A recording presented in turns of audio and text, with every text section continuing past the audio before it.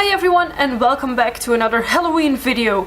In today's video I'm gonna do another simple SFX look. The makeup I already have on my face is actually the makeup I did in my Sweeney Todd inspired tutorial. So you can go back to that video to see how I created this look. I actually took off the lipstick and that's about it. Actually I just changed my outfit to this look so that my video would have a more post-apocalyptic feel. My hair is still pretty much teased from that video, but it's okay because for the post-apocalyptic look that actually works pretty well. So in this video I will be talking about a few products. I will be mainly talking about rigid collodion. And why rigid collodion? Because you can really easily create scars with depth with it. This is also fairly accessible for everyone all over the world. The one I have is by Meron, which is a brand that is sold here in Belgium, but also in Holland on minke.nl. It is also available in America. It's available almost everywhere in the world, so you should be able to get your hands on this. Now what I am going to do today is create a scar here on my cheek. I'm gonna make it a Y-shaped scar, and the first thing you want to do is actually trace that scar onto your skin with a red pencil. A quick warning about rigid collodion. First, always do a patch test. Apply this on your skin somewhere that you cannot see it and leave it on for a few hours. Why? Because you could be allergic to this product. So first do a patch test. I like to do my patch tests here behind my ear, so I actually just put one dot of the product behind my ear.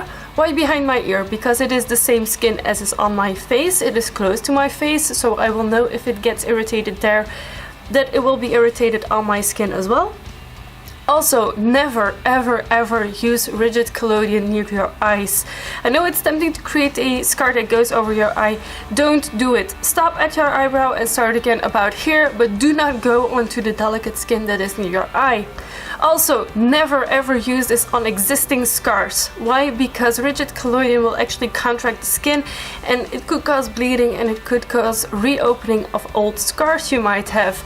So do not use it on damaged skin either. Do not use it on skin that has been pierced. So if, for example, I would put rigid collodion there on my piercing hole, that would not end well as well. If you're gonna be a frequent user of rigid collodion, please look into protective products.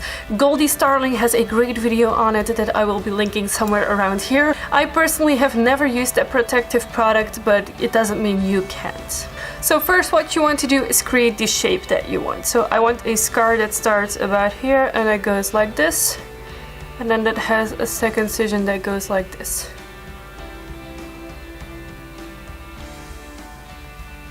And what I also like to do is kind of blend it out into the skin, that it is not as harsh line. But this is the line that we will be following for our scar. So now that we have created the shape that we want to trace, we're gonna take our rigid collodion. I always kind of shake up mine a tiny bit just to make sure that the product hasn't split. It does have a quite strong alcohol smell. And then you're just simply gonna trace over where you just put those lines. And you're gonna put one coat at a time and let it dry. Now that the first coat is dry, we're gonna put on a second one.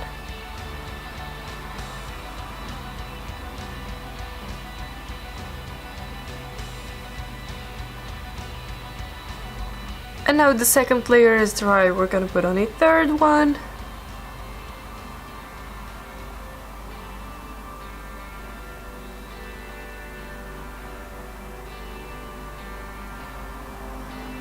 Now layer number 4.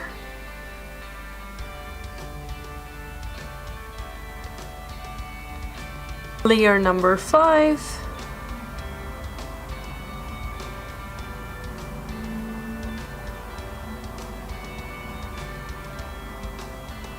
Layer number 6.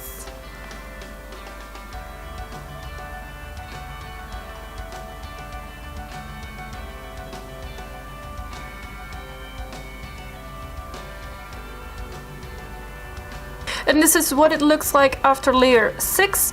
For me, this is enough rigid collodion and enough depth. You can of course still build it up, it will only crease more and more. I would not recommend using over 10 layers of product because it will just crease your skin and might permanently damage it. So after using the rigid collodion, I am setting it with a transparent powder. This will also get rid of most of the shininess. of the rigid collodion, so I'm just tapping a tiny bit of powder on it. And what I like to do to give the skin a kind of irritated look is take my cream palette, and I am first using a tiny bit of the yellow color, and this is a stippling sponge that I cut up into smaller parts so it is easier to use.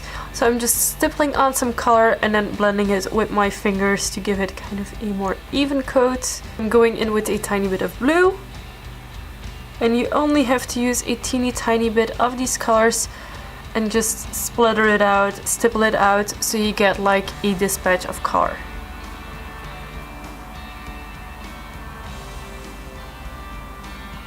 And then finally I'm going in with red, because all irritated areas will look red.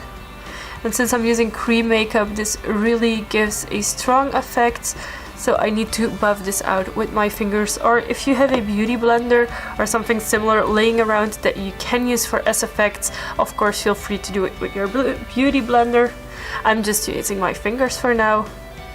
And then what I like to do is go over this with a really thin layer of concealer or foundation, whatever you've used, just to make it all look even again.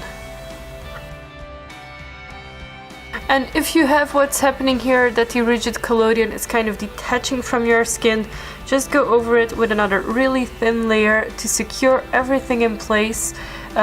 This is caused by movement of your mouth or of your face mostly, so it's really nothing you can do about it, but if you see it first thing, just secure it again.